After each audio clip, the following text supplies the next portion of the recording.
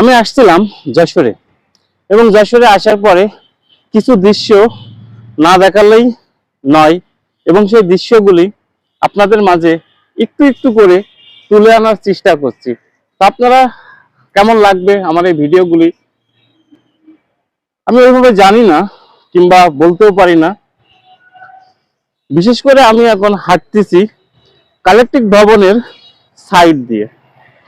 আর এই কালেক্ট্রিক ভবনের অনেক পুরাতন একটি স্থাপনা। আপনারা যে যেখানেই থেকে দেখবেন, কেউ যদি কখনো যশোর আসেন তাহলে অবশ্যই এই কালেক্ট্রিক ভবনে একবার হলেও ঘুরে যাবেন। আশা করি ভালো লাগবে। ভালো না লাগার কোনো কারণ নাই। দিনে যতটা সুন্দর লাগে ঠিক রাতেও অতটাই সুন্দর লাগে এই ভবনটি।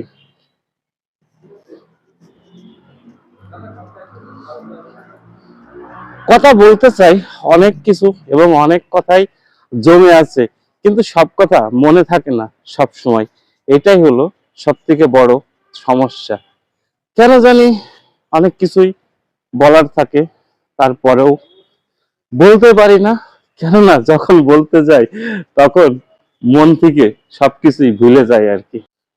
কালেক্টর ভবনের অনেক বড় একটি ভিডিও আসবে কিছুদিনের ভিতরেই, এবং সেই ভিডিওতে আপনাদেরকে আরো সুন্দর কিছু দেখানোর চেষ্টা করব, এবং সুন্দরভাবে সেই কালেক্টর ভবনের সেই দৃশ্যগুলি আপনাদের অবশ্যই দেখাবো। কতটুকু ভালো দেখাইতে পারবো আমি জানি না, তো চেষ্টা করব আপনাদের মাঝে যতটুকু সুন্দর কিংবা ভালো করে তুলতে পারি ততটুকু অবশ্যই আপনাদেরকে আমি দেখাবো। আজকে পর্যন্তই, এখানেই বিদায় নিচ্ছি আপনাদের থেকে। অবশ্যই পরে কোনো এক জায়গায় কোথাও দেখা হবে। আল্লাহ হাফেজ।